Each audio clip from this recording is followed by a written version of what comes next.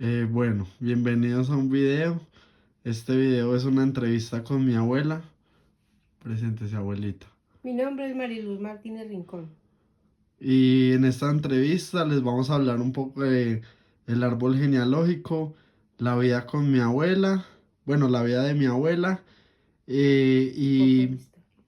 y los eventos importantes en Colombia que ella ha vivido o de los que sabe.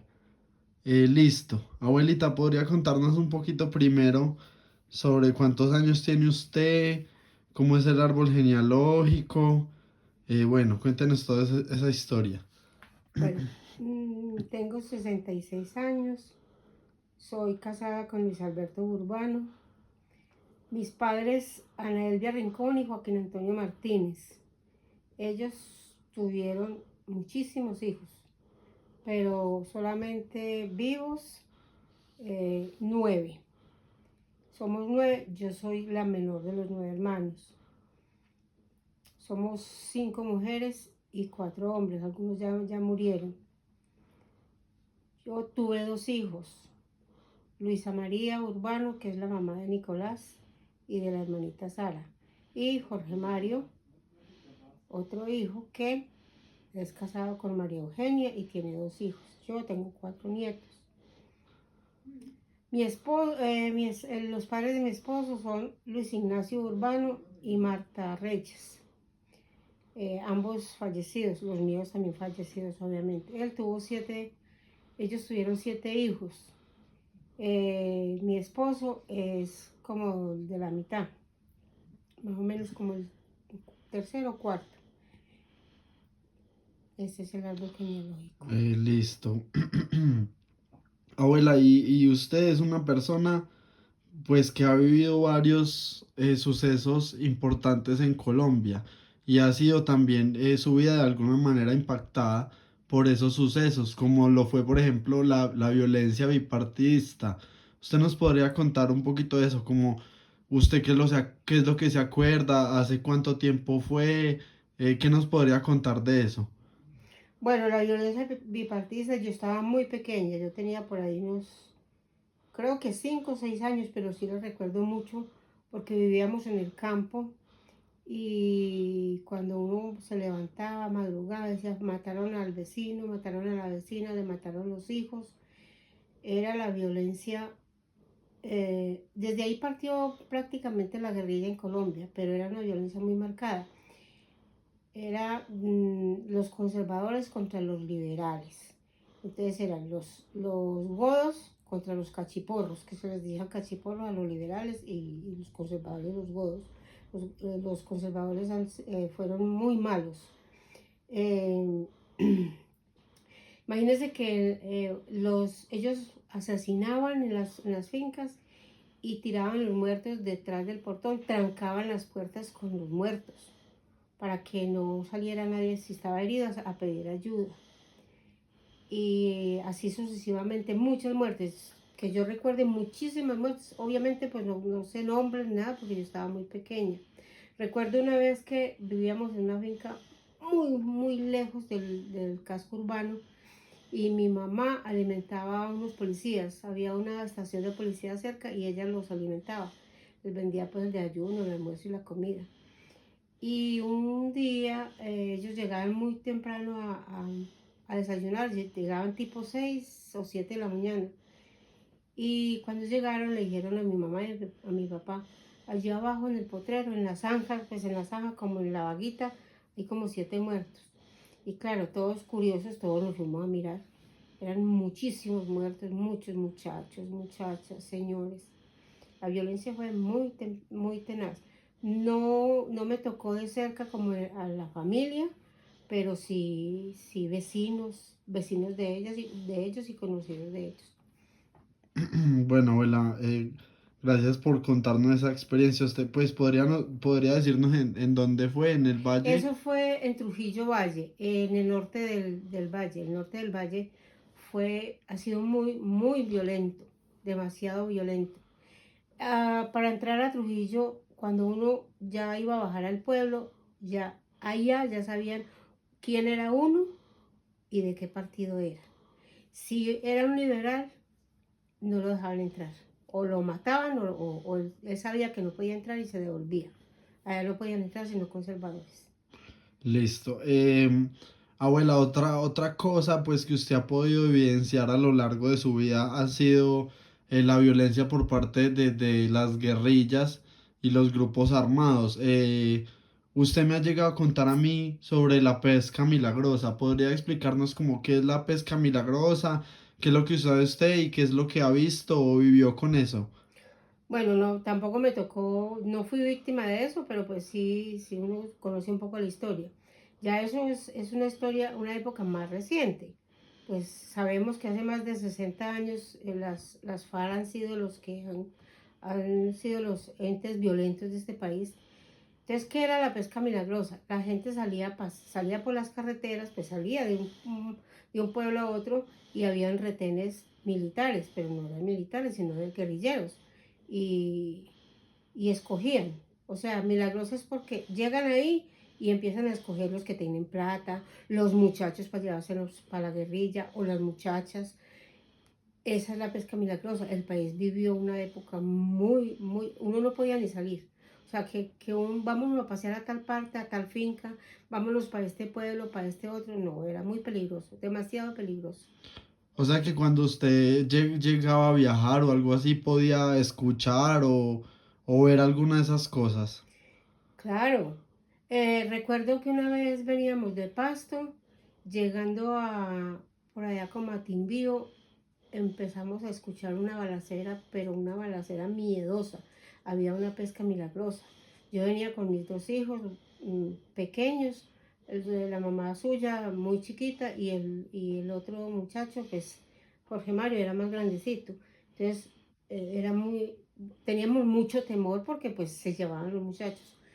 Nos tuvieron por ahí, no retenidos, sino que no podíamos pasar porque estaba el ejército dándose bala con la guerrilla. Ustedes saben que el Cauca o sea, es la población o el departamento más guerrillero que hay. Y hasta que el ejército pues no se tomó la carretera, no pudimos pasar. Listo. Gracias, abuela, por contarnos esa experiencia acerca de la pesca milagrosa. Siguiendo todavía como el cuento de las guerrillas y los militares, mi tío formó parte del ejército, ¿verdad? Sí, mi hijo se fue a pagar servicio militar en el año 97. En ese año él era escolta de un general, o sea, del jefe de la brigada de Cali, yo no sé qué brigada es esa. Bueno, él estaba pagando servicio en la militar, ¿cómo se llama eso? Bueno, en la escuela militar. Y entonces él era escolta de un general. Y se tomaron el cerro de Patascoy. Patascoy queda en Nariño. Como mi hijo era el escolta de ese general, el general pues obviamente salió para Patascoy. Era que en Patascoy había un asentamiento de soldados, había una cuadrilla de soldados cuidando unas torres de energía y la guerrilla los tomó presos. Se llevó un poco se llevó todos los que habían ahí, se los llevó. Y entonces a mi hijo le tocó ir con el general y pues eso era muy temeroso porque él también era soldado y también lo podían tomar preso o matarlo. Entonces se sufrió bastante en esa época, se sufrió muchísimo hasta que él terminó de pagar servicio y ya como que podemos descansar un poquito. Listo, abuela, gracias también por contarnos esa experiencia. Eh, ta- Todavía siguiendo con el tema, ya como por terminar con este tema como de la violencia armada, ¿podría hablarnos de lo que recuerda de la toma del Palacio de Justicia? Bueno, en el 85 hubo dos sucesos muy dolorosos para el país. El primero fue la toma del Palacio de Justicia. ¿Quién se lo tomó? Se lo tomó el M-19. Era presidente Belisario Betancourt. El M-19 se tomó todo el Palacio de Justicia, pero eso no es lo grave. Lo grave es que hubo una retoma. O sea, Belisario no quiso negociar con los guerrilleros y los militares se metieron. a sangre y fuego. Mataron muchísima gente, no las mató el M-19, el mismo ejército los mató. Se llevaron a un poco de magistrados, gente de la cafetería, gente que estaba haciendo vueltas allá y los desaparecieron. Entonces, todo el mundo le echa la culpa al M-19 y no fue el M-19, fue el mismo ejército. Tanto es que hay muchos generales y muchos soldados, no tanto, generales que están siendo procesados por eso, por la desaparición de la gente, porque los llevaron al Cantón Norte y jamás los volvieron a ver. Entonces, ¿usted cree que es mala intervención del Estado? Claro, claro, porque es que él podía negociar. El Belisario podía negociar y no quiso negociar con la guerrilla. Y usted sabe que uno hablando se entiende. Él no quiso negociar y le pasó el mando a los militares. Ellos hicieron lo que quisieron. Listo, abuela, gracias por sus anécdotas y opiniones respecto a lo de la toma del Palacio de Justicia. Ahora quisiera hablar sobre de la desaparición de Armero. Eso fue en el año 85 también. La desaparición de Armero, ¿qué pasó? Resulta que el río Lagunilla que pasa por Armero, hubo una avalancha del Nevado del Ruiz. Entonces ese taponó como el río, ¿cierto? Pero eso se sabía, desde temprano avisaron que el sacerdote en la misa dijo, evacúen porque va a haber una avalancha, evacúen porque va a haber una avalancha. Mucha gente se salvó, otra no se salvó, otra no quiso hacer caso y llegó la avalancha a la avalancha y se llevó todo el pueblo, absolutamente todo el pueblo lo llevó, lo tapó. Y listo, abuela, y hablando más como de desastres naturales, usted vivió pues de manera un poco cercana a uno que fue el terremoto del 99. Claro, claro, de manera más cercana sí, porque yo cuando eso trabajaba en la Secretaría de Salud y pues a nosotros nos tocó de cerca, ahí murieron muchos amigos, muchos compañeros, muchos conocidos. Eso fue también un desastre natural de dimensiones pues impresionantes. Sí nos tocó, sí fuimos víctimas, no mortal, pero sí, por ejemplo, el apartamento se nos dañó un poco y, y aquí en cerca de mí murieron algunas personas. Y cuéntanos un poquito, ¿usted qué estaba haciendo ese día? ¿O cómo recuerda A ver, cuando el terremoto empezó? eso fue a la 1:25 de la tarde. Yo salí a las 12, nosotros salíamos, su abuelo y yo salíamos a las 12 del día a almorzar. Él trabajaba en Montenegro y yo trabajaba en Armenia. Él iba y me recogía a Armenia y nos veníamos a almorzar.